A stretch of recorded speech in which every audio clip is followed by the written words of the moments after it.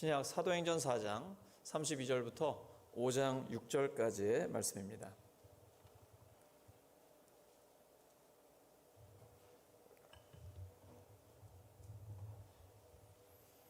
사도행전 4장 32절부터 5장 6절까지의 말씀 교독합니다. 제가 먼저 읽습니다. 믿는 무리가 한 마음과 한 뜻이 되어 모든 물건을 서로 통용하고 자기 재물을 조금이라도 자기 것이라 하는 이가 하나도 없더라.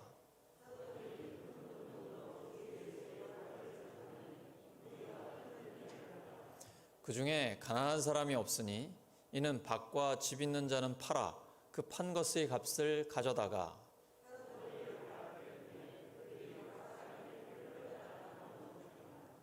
구브로에서 난 레위족 사람이 있으니 이름은 요셉이라. 사도들이 일컬어 바나바라. 번역하면 위로의 아들이라 하니.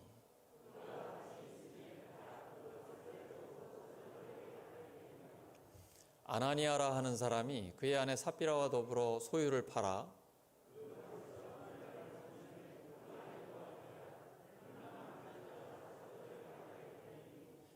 베드로가 이르되 아나니아야 어찌하여 사탄이 내 마음에 가득하여 내가 성령을 속이고 땅값 얼마를 감추었느냐.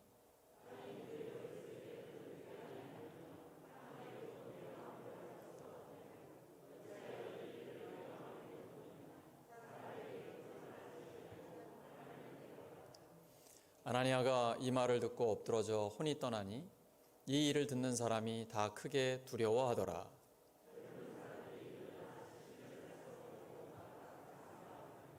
아멘. 사도행전 네 번째 시간 위로의 사람, 위로의 사람이라는 제목으로 하나님의 말씀 전하겠습니다. 우리 교회가 지금 교회 기도에 집중을 하고 있습니다. 우리가 이렇게 기도에 집중할 때 어떤 결과가 나타날까요?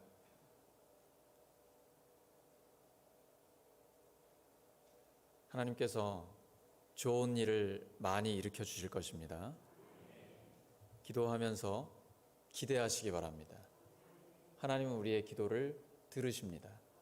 그리고 그 기도에 응답하십니다.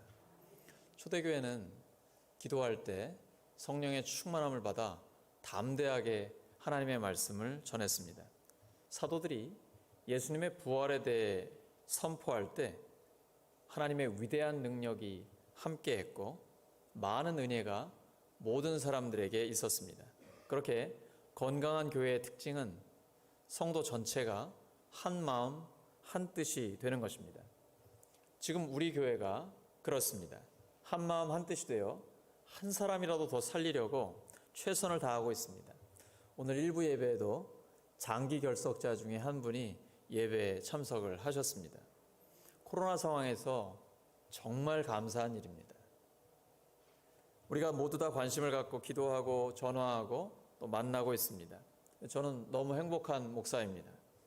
우리 교회가 그래서 건강한 것입니다. 건강하면 성장하게 되어 있습니다. 질적으로, 양적으로 성장하게 됩니다.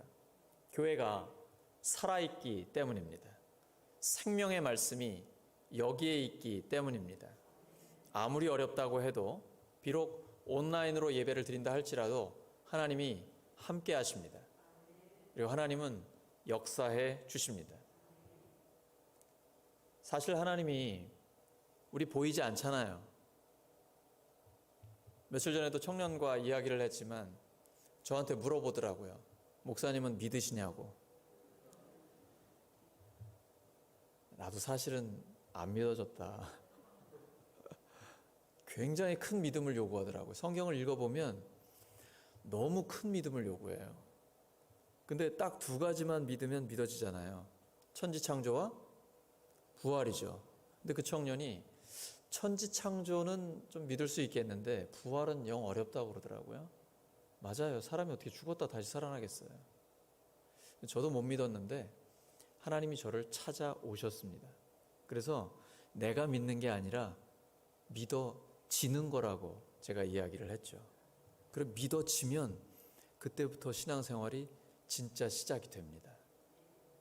하나님이 역사하십니다.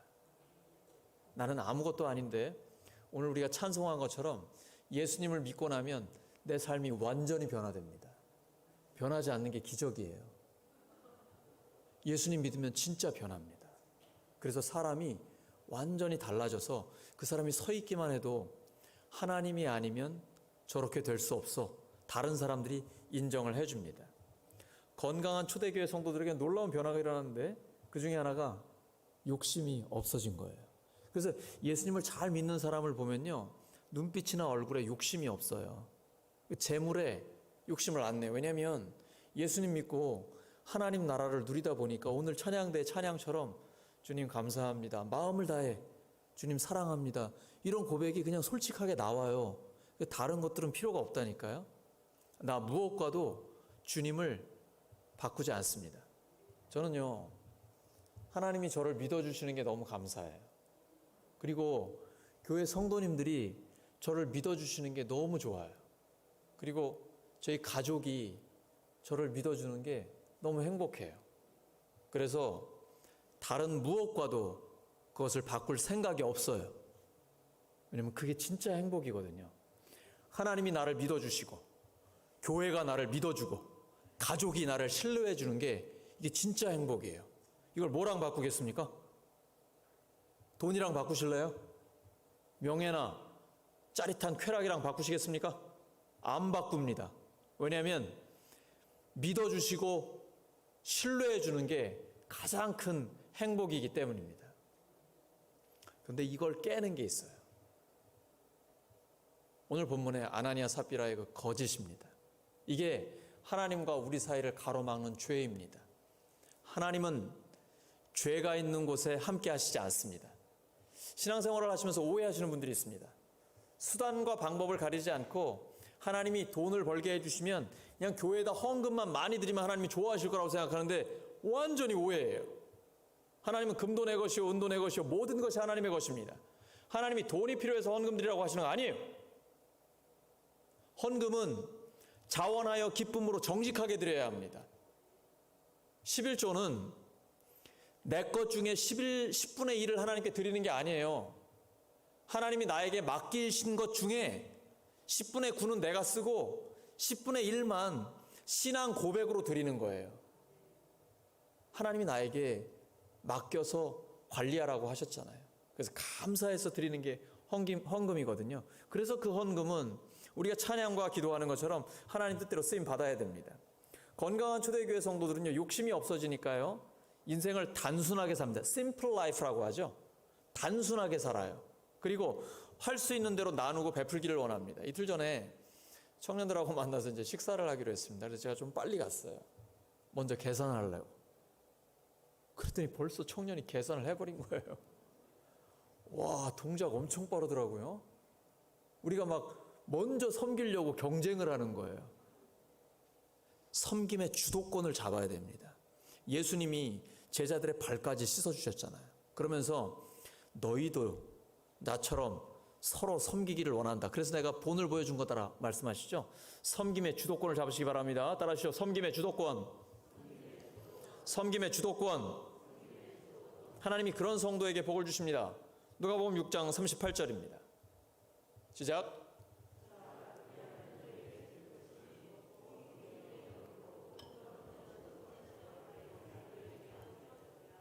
여러분, 주는 것이 복이 있습니까?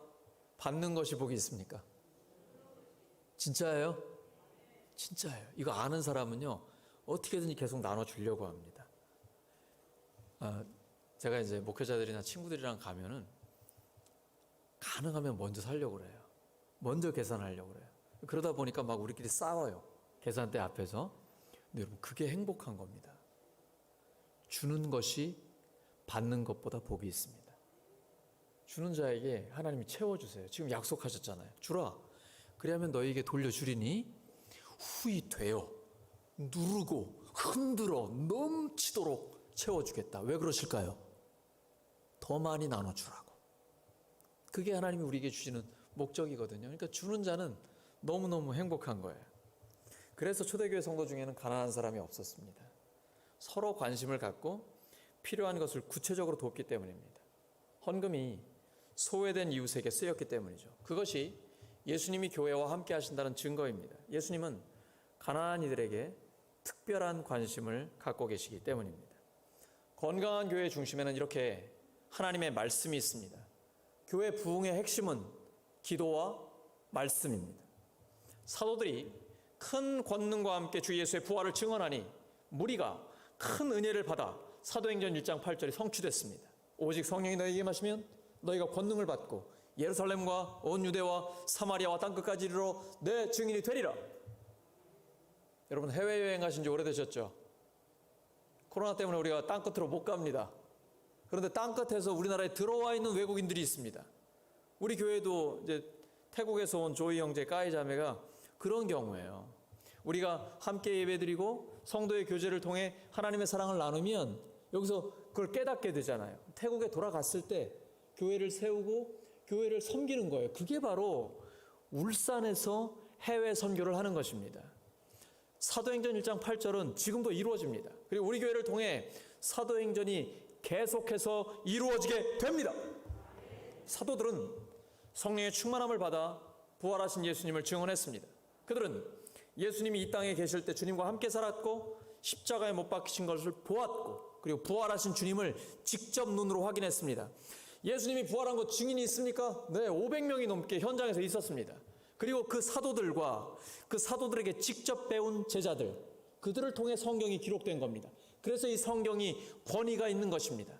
근데 여기 성경에다가 뭔가를 덧붙인다, 성경과 동일한 권위로 뭔가 더 있다, 이런 게 이제 몰몬경이거든요. 몰몬, 아니면 뭐 신천지라든지 이단 사이비들, 여기서 나오는 겁니다. 성경은 닫힌 책입니다. 따라하시죠. 성경은 닫힌 책입니다. 여기에 덧붙이면 안 됩니다. 그건 이단 사입입니다. 성령의 감동으로 예수님을 직접 본 증인들과 그들에게 직접 배운 제자들을 통해서 기록된 것이 성경입니다. 성령의 감동으로 기록된 책이기 때문에 우리에게 교훈과 책망과 바르게 함과 의로 교육하기에 유익하고 영원한 생명과 하나님의 나라를 주는 것입니다. 그래서 신앙생활은 말씀 위에 굳게 서야 됩니다. 따라하시죠. 말씀 위에 굳게 서라. 말씀 위에 굳게 서라. 그런데 이 말씀에 벗어나게 되면 하나님의 은혜와 복이 떠나게 됩니다. 출애굽한 백성들이 가나안의 여리고성을 점령했습니다. 사실은 굉장히 어려웠고요. 그런 방법으로 전쟁하지 않습니다. 무슨 뭐 하루에 한 바퀴씩 돌고 마지막에 나팔 불고 전쟁 이렇게 하는 사람 없잖아요. 이거는 하나님의 말씀대로 순종한 겁니다. 그리고 담대하게 말씀대로 선포했더니 성이 무너져 버린 것이죠. 오직 하나님의 승리입니다. 하나님의 역사입니다. 그런데 아간이 몰래 재물에 욕심을 내서 숨겨뒀습니다. 물질을 하나님께서 아무것도 탐내지 말라고 완전히 멸하라고 했는데 거기서 몰래 훔쳐와가지고 물질을 숨겨놨습니다. 하나님은 속일 수 없어요. 이 거짓 때문에 오히려 손쉽게 이길 수 있었던 그 다음에 아이성에서 실패하고 맙니다. 거짓이 들어오면 더 이상의 승리가 없습니다. 내 삶을 돌아보시기 바랍니다. 내 삶이 그동안에는 하나님께서 도와주셔서 형통했고 계속해서 승리했는데 왜 이렇게 어려움이 있지? 혹시 죄 때문이 아닌지, 하나님 앞에 정직하지 못하는 것은 아닌지 나 자신을 돌아봐야 합니다. 만약에 발견했다면 회개하고 없애버려야 됩니다. 그리고 하나님 앞에 정직을 회복하면 하나님의 승리가 계속됩니다. 거짓이 있으면 승리가 중단되지만 정직함을 회복하면 하나님께서 다시 승리를 우리에게 주십니다. 예수님이 우리의 죄를 위해 죽으시고 부활하셨다는 복음은 핵폭탄과 같습니다. 그래서 사탄이 속박하고 있는 그 자리에 하나님께서 복음의 폭탄을 터뜨려 주십니다. 그러면 진정한 자유가 우리에게 옵니다. 젊은이들이 게임을 많이 합니다. 스트레스를 많이 받다 보니까 게임을 통해서 죽이고 파괴하고 이런 걸 하면서 이제 스트레스를 풀려고 그래요. 근데 저는 그런 젊은이들을 보면서 사실은 불쌍합니다. 그렇게 풀어야 한다라는 게, 공부하면서도 직장에서도 아니면 취업을 위해서도 모든 것이 경쟁이니까 너무 큰 압박 속에 있는 거예요. 그래서 게임을 하면서 그걸 풀어보려고 하는 거예요. 막 파괴하면서. 근데 그것은 사이버상에서 오는 일시적인 그러한 파괴입니다. 그러한 해방이에요. 그리고 또 그러다가 잘 안 되면 오히려 게임하면서 스트레스 더 받습니다. 하지만 복음은 참된 폭발력이 있습니다. 사탄의 구속을 완전히 깨뜨려 버립니다. 사슬을 다 없애버려요. 그리고 우리 안에 영혼의 자유함을 줍니다. 이것이 참된 자유함입니다. 현대인들은 미디어를 너무 많이 봅니다. 그 영상에서 대리만족을 봐요. 저는 왜 남의 삶을 그렇게 많이 보고 있는가 그게 궁금해요. 왜 연예인들의 삶이나 그렇게 많은 다른 사람들의 집안을 보고 그들이 일상을 보고 이런 걸 뭐 알아보는지 모르겠습니다. 대리만족을 얻는 것 같은데요. 예수님을 믿으면 우리 안에 참된 만족이 있습니다.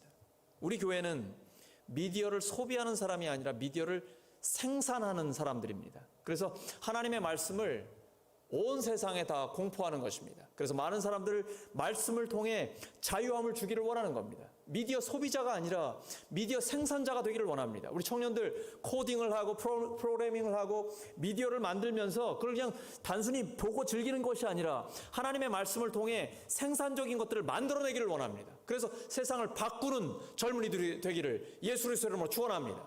옆 사람 축복해 주시기 바랍니다. 세상을 변화시키시기 바랍니다.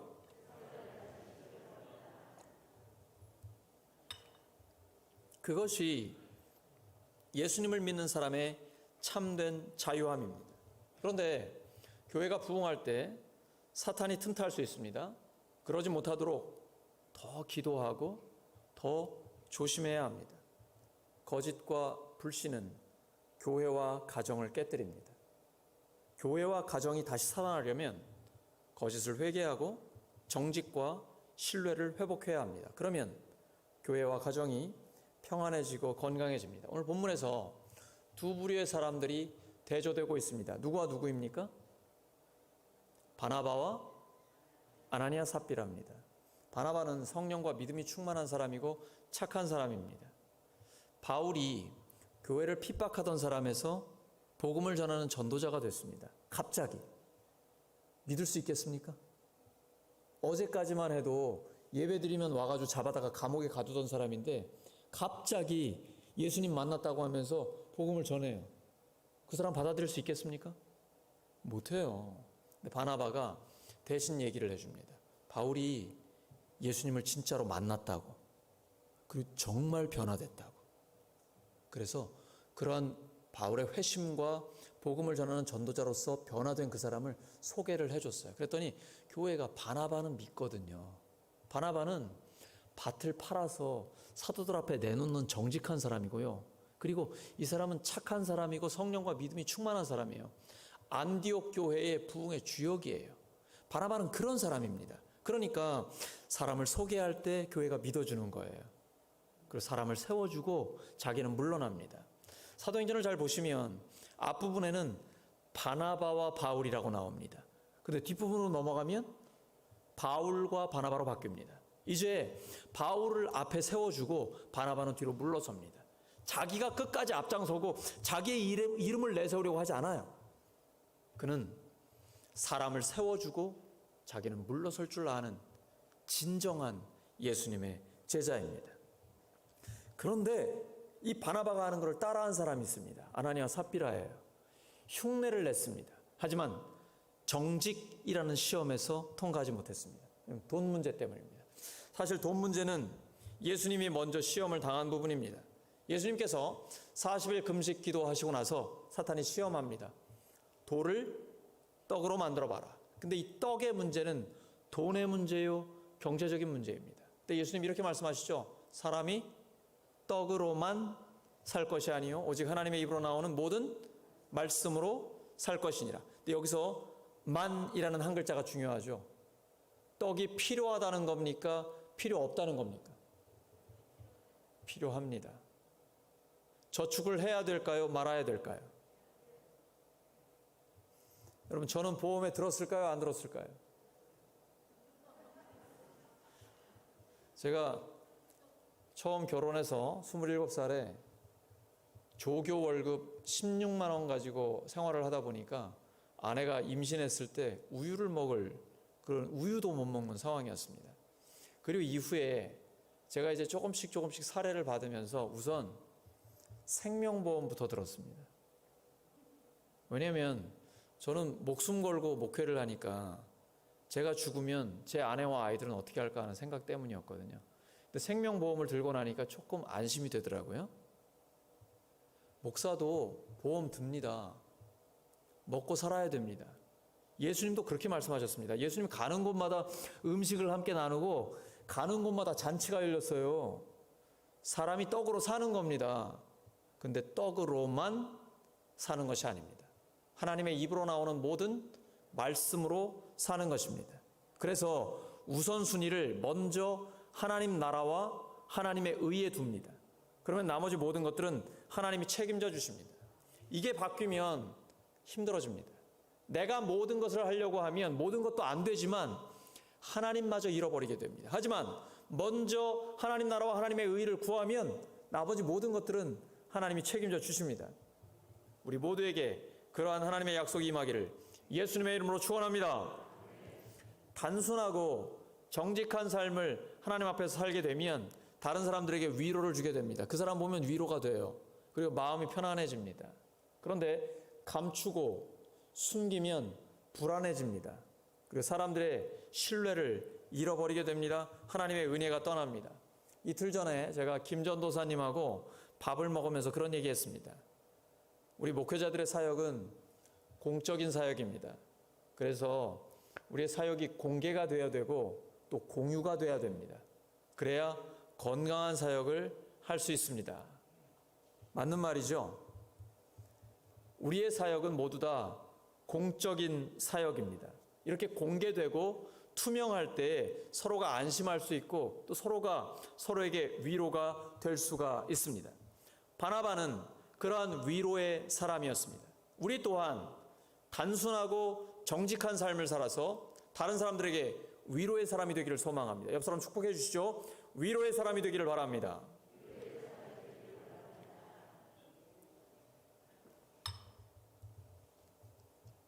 어떤 상황에서도 우리가 위로의 사람이 될 수 있을까요? 저도 사회생활을 조금 해봤지만 실제 삶에서 정직하게 산다는 게 굉장히 어렵습니다. 그리고 교회도 정직하게 결정하고 정직하게 행한다라는 게 그렇게 쉽지 않습니다. 그래서 베드로가 너무 안타까운 거예요. 아나니아를 보고 사도행전 5장 4절에 이렇게 얘기합니다. 내 마음대로 할 수가 없더냐. 땅 팔기 전에도 네 땅이었고 땅 팔고 난 다음에도 네 돈인데 그것도 너 마음대로 할 수가 없니? 사탄이 마음에 들어오니까요. 사람들에게 인정은 받고 싶고 돈은 또 욕심이 나는 거예요. 그리고 아무도 모르겠지. 근데 하나님은 아시는 거예요. 베드로가 원래 이런 사람 아니었어요. 예수님이 십자가 지시는 거 뜯어 말리던 사람입니다. 예수님 왜 십자가를 져요? 예수님이 왕이 되셔가지고 저희들도 한 자리씩 해야죠. 예수님 절대 안 됩니다. 그때 예수님께서 사탄아 내 뒤로 물러가라. 너는 하나님의 일을 생각하지 않고 사람의 일을 생각하고 있다. 목사님 세상에서 그렇게 정직하게 못 삽니다. 세금을 정직하게 다 내고 정직하게 결정하고 그렇게 하면요 세상 못 살아요. 목사님은 교회에만 있으니까 그렇죠. 여러분 살아보세요. 좀 정직하게 살아보세요. 그리고 하나님이 도우신다고 그래야 간증을 할 수 있잖아요. 내가 세상이랑 똑같이 사는데 나 돈 많이 벌었어 이런 거 간증 못합니다. 그런데 세상과는 다르게 내가 정직하게 세금 내고 정직하게 결정하고 살았더니 하나님이 도와주시더라고. 이게 간증이 되는 것이죠. 이때에 하나님을 자랑할 수 있는 거죠. 그러면 하나님은 영광을 받으시고 우리는 하나님의 사람으로서 세상 가운데 쓰일 수가 있는 것입니다. 오늘도 베드로를 통해 우리에게 말씀하시는 거예요. 내 마음대로 할 수가 없더냐? 선택은 누구에게 있습니까? 나에게 있는 겁니다. 근데 하나님 우리에게 말하시는 거예요. 정직을 선택하라. 오늘 본문이 설교하기 제일 어려운 본문 중에 하나입니다. 왜 그럴까요? 헌금 드리다가 돌아가셨어요. 너무 힘든 본문이에요. 근데 이 말씀 우리가 마음에 새겨야 됩니다. 제가 오늘 본문을 선택할 때 앞부분에 바나바가 나오고 뒷부분에 아나니아 삽비라가 나옵니다. 성경은 원래 장절이 없어요. 통짜입니다. 나중에 학자들이 장절을 편의상 단 겁니다. 그래서 사실 이 본문은 바나바부터 아나니아 삽비라까지 전체를 봐야 됩니다. 왜냐하면 저자인 누가가 의도적으로 대조를 이룬 겁니다. 누구를 강조하기 위해서? 아나니아 삽비라요? 아니에요. 바나바를 강조하기 원하는 거예요. 위로의 사람, 정직하고 하나님 앞에서 단순하게 오직 하나님 앞에 쓰임받기를 원했던 그 바나바 같은 사람이 되라고 우리에게 이 말씀을 주신 겁니다. 우리는 하나님 앞에 정직하고 사람들 앞에 깨끗해서 진정한 위로의 사람이 되기를 소망합니다. 근데 남편이 죽었어요. 3시간 뒤에 아내가 왔는데 남편 죽은 줄도 모르고 왔어요. 이 삽비라는 고립되어 있던 것 같습니다. 그러니까 성도들과 교제가 없었던 것 같아요. 안 그러면 남편이 그렇게 비참하게 죽었는데 그것도 모르고 올 수가 있을까요? 그래서 교회는 하나님 앞에 기도하고 성도들과 교제하는 게 굉장히 중요합니다. 지금은 대면은 잘 못하지만 여러분 우리가 통화할 수 있잖아요.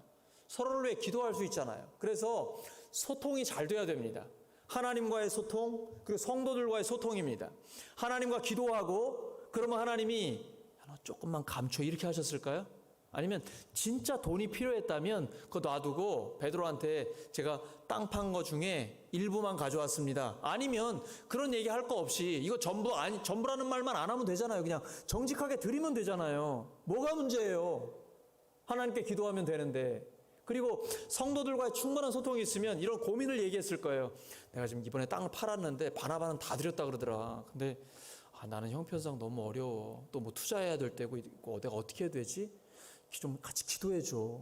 이렇게 솔직하게 얘기할 거 아닙니까? 그러면은 야, 너 너무 힘들면 그중에 일부만 드려. 그러면 어때? 하나님은 마음을 보시는데. 이렇게 성도들과의 소통, 서로 기도하는 그러한 교제가 있다면 이런 비참한 일은 일어나지 않았을 것입니다. 그래서 하나님과의 소통과 성도들과의 소통이 충분히 이루어질 때 건강한 성도, 건강한 교회가 될 수 있는 것입니다. 혼자 있는 거 좋지 않습니다. 신앙생활 혼자 하는 거 아닙니다. 하나님과의 깊은 관계, 성도들과의 충분한 관계가 있을 때 건강하고 균형 잡힌 삶을 살아갈 수 있습니다. 헌금은 기쁨으로 정직하게 드려야 합니다. 하나님은 우리의 중심을 보십니다. 마태복음 23장 23절입니다. 시작.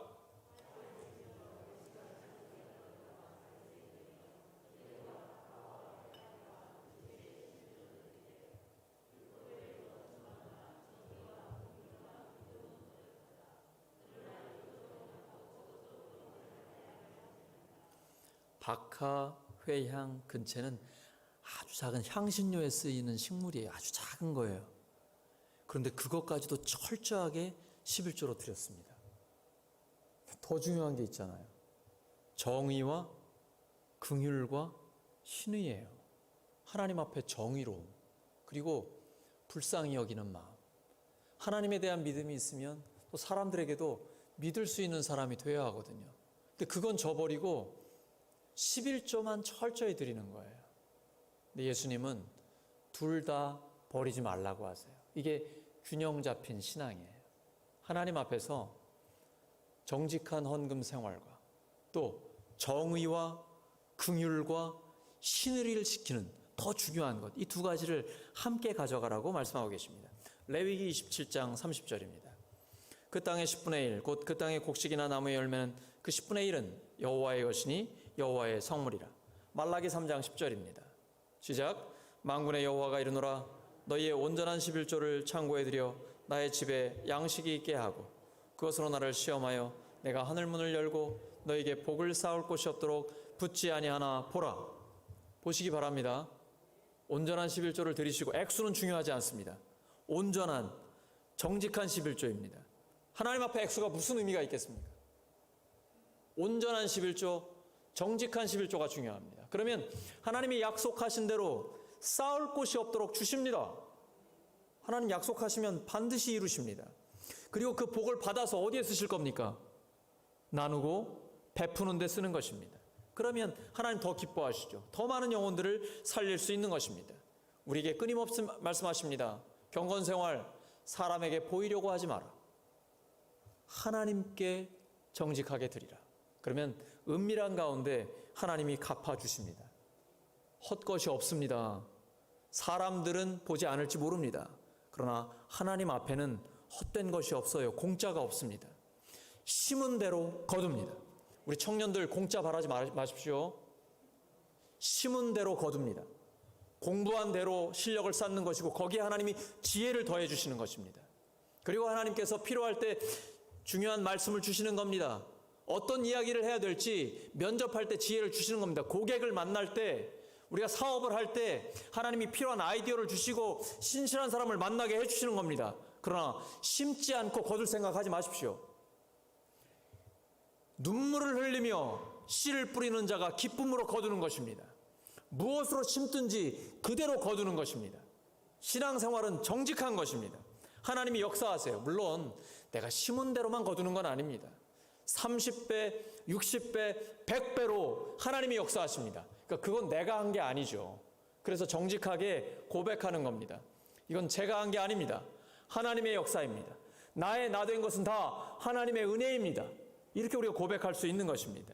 우리는 실제 삶에서 정직과 위선의 갈림길에 종종 서게 됩니다. 하나님은 우리들이 정직을 선택하기 원하십니다. 안타깝게도 이 아나니아와 삽비라 부부는 의논한 끝에 거짓을 선택했습니다.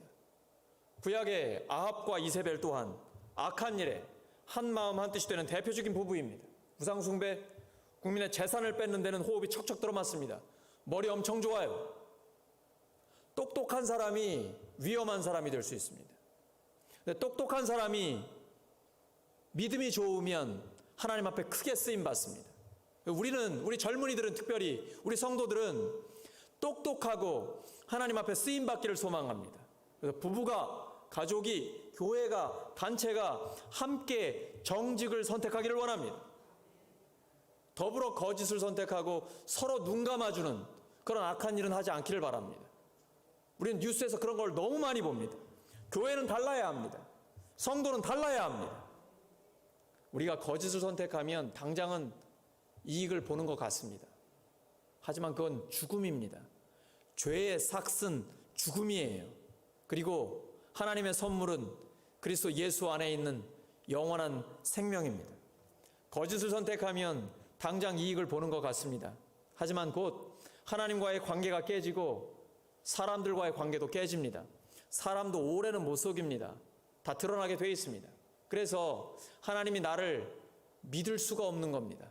사람들도 나에 대한 신뢰를 하지 못하게 됩니다. 그러면 살아있지만 죽은 거나 다름없습니다.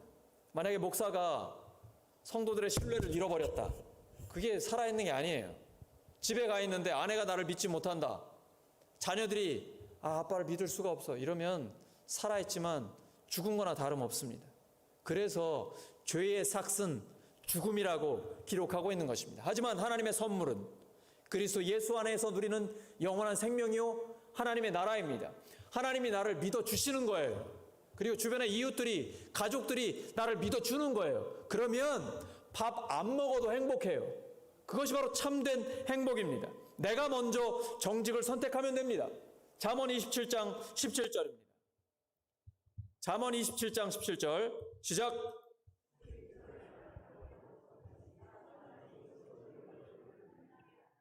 다시 한번 시작.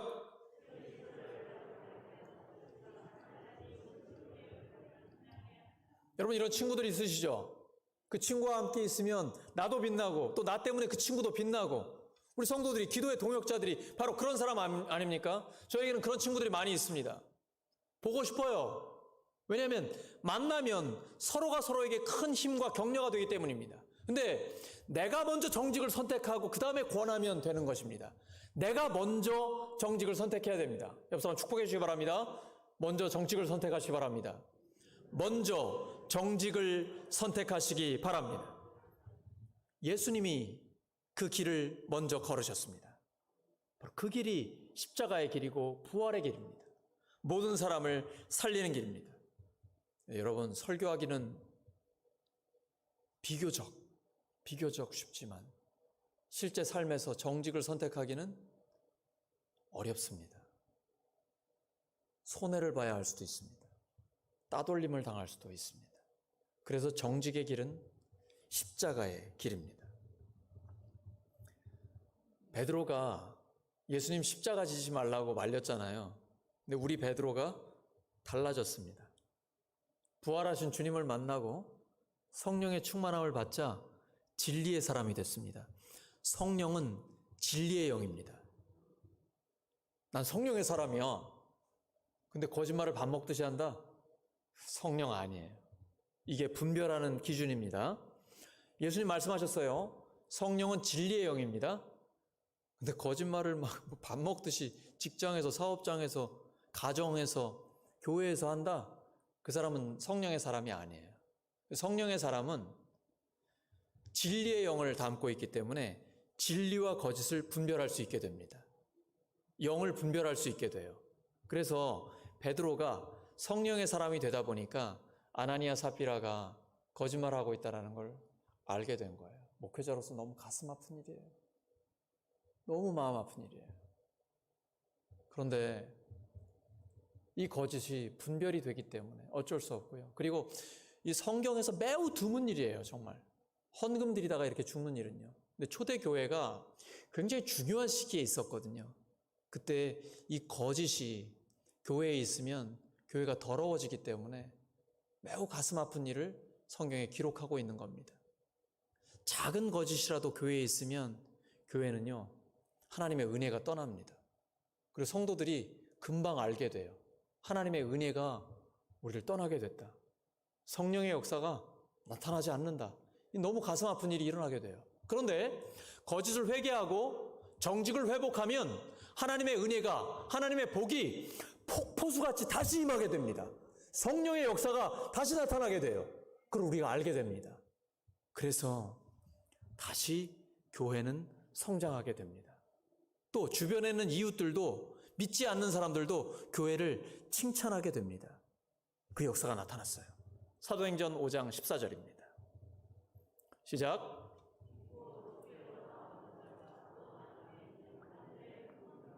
다시 한번 시작. 믿고 주께로 나오는 자가 더 많으니 남녀의 큰 무리더라. 아멘. 교회에서 거짓이 제거되고 정직을 회복했을 때 다시 건강하게 성장하게 된 것입니다. 말씀 정리합니다. 교회와 가정에 위기가 닥쳤을 때 먼저 자기 자신을 돌아보아야 합니다. 남 탓하면 안 됩니다. 자기를 돌아보아야 합니다. 그러면 나 자신의 부족함을 알게 됩니다. 모든 거짓과 위선은 하나님 앞에서 다 회개해야 합니다. 정직함을 회복할 때 하나님의 은혜와 복이 다시 임하게 됩니다. 우리 모두 교회와 가정과 일터에서 정직한 삶을 살아 진정한 위로의 사람이 되기를 예수 그리스도의 이름으로 축원합니다. 함께 결단의 기도하겠습니다.